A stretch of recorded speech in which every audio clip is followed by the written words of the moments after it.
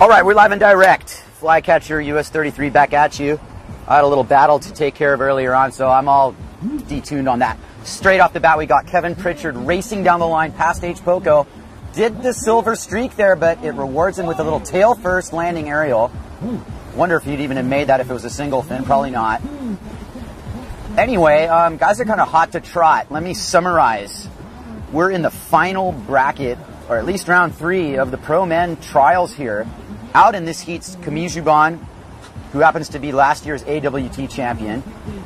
Sean Aiken, who's no stranger to competition whatsoever, and savvy veteran that he is setting up a wave at Upper Green Trees, which is going to be pretty rewarding for him. And I'll take you through this ride. Aiken is snaking through the section there, and he makes it look really good. He dressed that wave up perfectly. He really set it up from the up top. If he gets another little hit there, that'll be a decent score. You look at that wave outside of him, might have been a better decision. 2020 hindsight. Wave selection here at Hokipa is make or break, you guys. It is 100% the name of the game. And without talking too much about my heat, I'll tell you that I had my compass on with Matt Pritchard, and we did some tactical battles out there. Jesse Brown and Brian Metcalf Perez as well. It's a tight situation out there, guys, and you really got to make the most of your opportunities. And it's about being in the right place at the right time. And that's what all these guys are trying to do.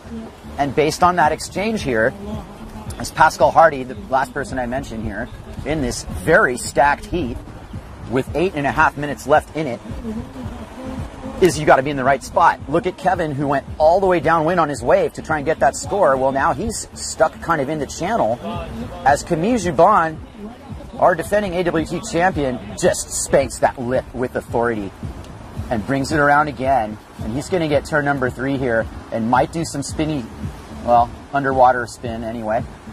And that was at the end of his ride, so it's not going to really kill his campaign. Heavy, heavy battles, you guys. I'm amped.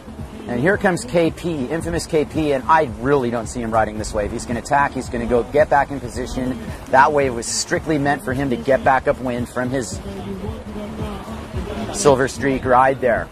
KP doesn't regret making that whole wave now that he sees that the position that he lost didn't cost him in the form of Hardy or Aiken getting on a wave right in his face. And that's always pretty intimidating. At any rate, my E11 glasses are making it look like 30 knots, and as I take them off, I get back into reality that we're probably closer to about 15 knots on the outside, but it's playing games, and there's definitely less wind inside. So the name of the game is get your work done as far out as you can. Don't get stuck below the rocks in the channel. You'll be wasting valuable time. Right now, everybody's pretty much followed that mantra. It's 7 minutes left. And without knowing the full tally here, I mean, I walked in right as KP rode that wave. I think Camille had a really strong ride. Wouldn't be surprised if that was the second score for either of those guys. And you're looking at these other battles here. Look at Masa Motohashi winning his heat with authority. And it was quite close with Guillemot, but these two guys are in the big dance. You got Rodinger and Thibault in the big dance. And here comes Sean Aiken up top, green trees again. Selected like a savvy veteran. This guy wants to make the big dance. Make no mistake, he's capable of it. And Sean right now, he's going for the smooth campaign. That was a radical burst for Sean. You don't always see him throw tail like that, but he didn't make it. And he knows he's got stiff competition. He knows it darn well, you guys. And he knows exactly what he's got to do right now. He's going to give it all he's got. And that's usually going to be plenty. All right, infamous KP has himself what I'm going to call the first wave of this more northerly component set here. And as he streaks down the line and hits it more vertically than the last ride at least, Camille Juban's really setting up a nugget. Here goes KP on the lower bowl. Does he have a tweaked air or a one-handed? Sure he does. Camille Juban off his first salvo here does the classic 70s cut back to the curl, brings it around, and here comes H. Poco saying, come and hit me. And Camille's like, okay, I will. Now comes Pascal Hardy, riding an aggressive approach on his tri-fin board. Hardy's a really powerful guy. He's a stocky character. Outside of him, Sean Aiken really found himself a nice wave. And Hardy's still making the most of an insider that's going to score well, I have to say. Aiken might have outrun the critical part of that wave, but he is connecting it. And maybe that wave wasn't exactly, I think I said this yesterday as well about Aiken, maybe it just didn't do exactly what it wanted it to do. And that's no fault of his. I was looking at it thinking that was a great wave ride setting up. So scores are dropping. It's pretty interesting, the line of fire here, because now it seems to have gone to a kind of side-on shore component. And as I look upwind at Pascal Hardy, who pretty much owns the upwind spot here, he is definitely in position to be the most upwind guy. And all the other three sailors, being KP down low, Sean Aiken, and Juban, are trying to get upwind. So this is pretty interesting. We might have a big meeting in the middle if Pascal can get going. Because what's happening now is there's a set moving in a little more westerly that KP is squeaking into. And if you ask me, he better make it to the peak quick because he's going to want to ride this wave. And Camille's behind him. So here goes KP. He's going to straight shot to H Poco Point, and he gets right under the lip, and it does not do him any favors at all. It says, sorry, Kevin, not this time. Camille, on the other hand, is wise to this, and he gets under the lip, pops kind of a contest-looking aerial. I don't think he's going to make the most of that score. That's going to be kind of a nah. Interesting. It's kind of shutting people down right now. It's either that or they're not reading it right, one or the other. And you look at what the wave really offered there. It deceived a little bit. Well, we got results. I was just getting through Heat 27 with Rodinger and Tabul advancing over Betoon and Markham. Heat number 28 was a hard-fought affair as well. And Takafumi Naguchi is in fourth in that heat, along with Brian Tallman third. So in the big dance, Russ Faro and Fabrice Beau. And I don't think the Vegas odds were really any different on that.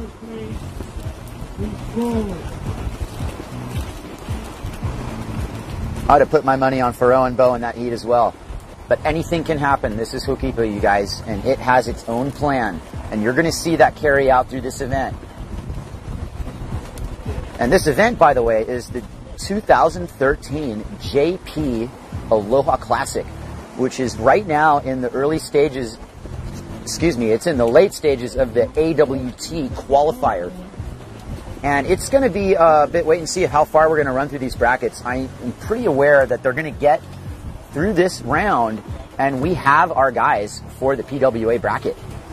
And hats off to all of those guys. Here comes Sean Aiken with the wave that's going to demand a more vertical approach, and he obliges, and he gets under the lip, and he's going to have another shot at it. Behind him, infamous KP really selected a nugget, and this is a true H Poco Point wave. This one's going to run for KP.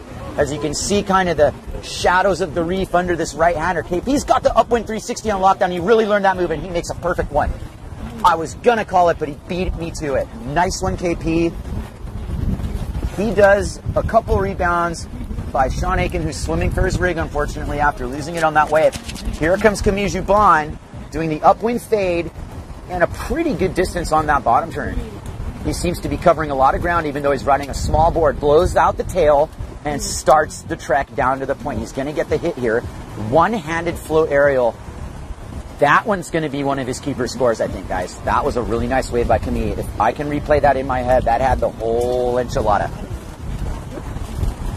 That's what we want to see. We want to see good wave selection, critical riding. I don't really want to say connect the dots, but do what the wave's asking you to do, and then a little extra at the end. And that's exactly what Camille did. And Kevin, I think he found a score right there that was a really tempting wave for him to get at the point. Now he's sailing halfway out to sea because he sees that an upper set's coming in. And that's going to be advantage Pascal Hardy. We've got 58 seconds to go. And maybe that explains to me Kevin's motivation for getting that point wave. And right now, that's not a decision that's going to hurt him when he made that upwind three. The judges are going to reward that. That was progressive riding at its finest. Kevin Pritchard, wholly capable of winning this entire event. Make no mistake. Pascal Hardy really has a shot here to solidify his placing in this heat, whether it be first through fourth. He's going to do something up the lip, and he loses it. And unfortunately for Pascal, that's going to be all she wrote. God bless you, my friend. That was a good attempt, but you got slapped down by H Poco. and it happens.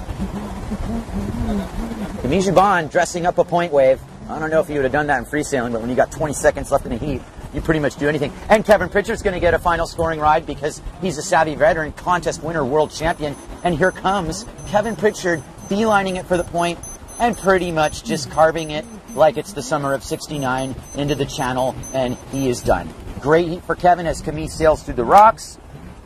And I don't recommend that for everybody, but if you saw him do it, try it sometime. I'm not going to rescue you though.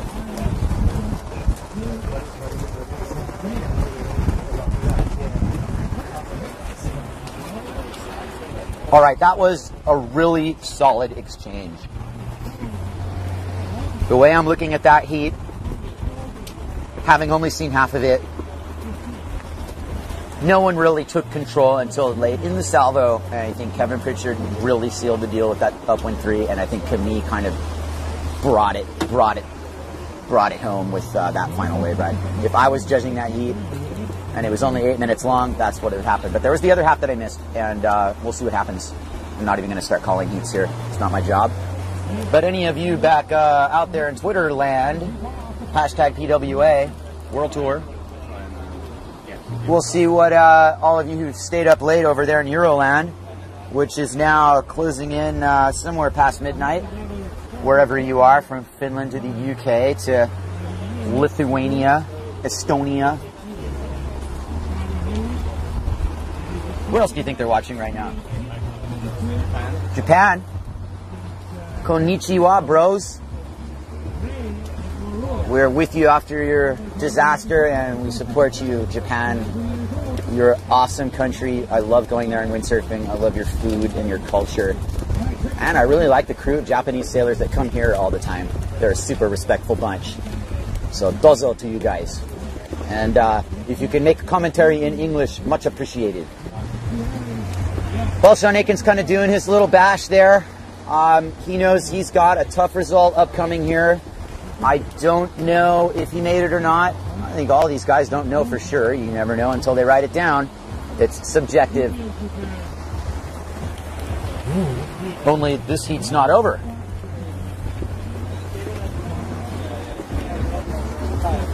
Nagoshi took third in the last direction. Okay, Nagoshi, excuse me, Nagushi, not Nagoshi. Takafumi Nagushi got third in that heat. And Tama got fourth. So that's a correction. Thank you, judges. And is this heat over? 3 minutes. Okay, well, my watch is all hemajang, guys. Sorry about that. Oh, the heat got bumped up. That explains everything. So as my beeper started beeping, I called it too soon, and it's not over. But nothing really happened except a small exchange there. And I don't know if anything altered the standings since I called it over. I was wondering what was going on there. Aiken actually got a pretty decent ride out of that. I don't know if he really pushed it to the level that he needed to. But the thing about this, and if Aiken has one really good score right now, with 3 minutes and change, apparently, it's anybody's game right now. And Sean Aiken has been known to steal some heats right under the nose. I know he's done it to me. And he's capable of the big steal here. And I am wondering what he's looking at. What are you? Okay, he's wondering too. What was that? It's a lower set. And it's beckoning you in. Here's the situation, guys. Sean's like, okay, I can go get that lower wave, but I'm out of position if I do it. And what if one of those upper nuggets comes, and then I've got to watch it? These guys got to be aware that there's two peaks right now working. There's Green Trees and H. Poco. And it's no sure thing. It's no sure thing here. KP definitely knows the playing field, and he has definitely selected what is going to be a nice canvas for him to drop. Look how clean that wave is. Side offshore, Hawaiian waves, guys. Look at this bottom turn. Glassy peak. Nice starboard carve under the white water, challenging himself to stay afloat, and he does. And he saves the dramatic head bob for later. That was a one move wave. And really, if anything else, he kept anybody else off that wave. Now with mere minutes to go, another exchange is setting up outside. And what I'm seeing is Juban is not really on a wave.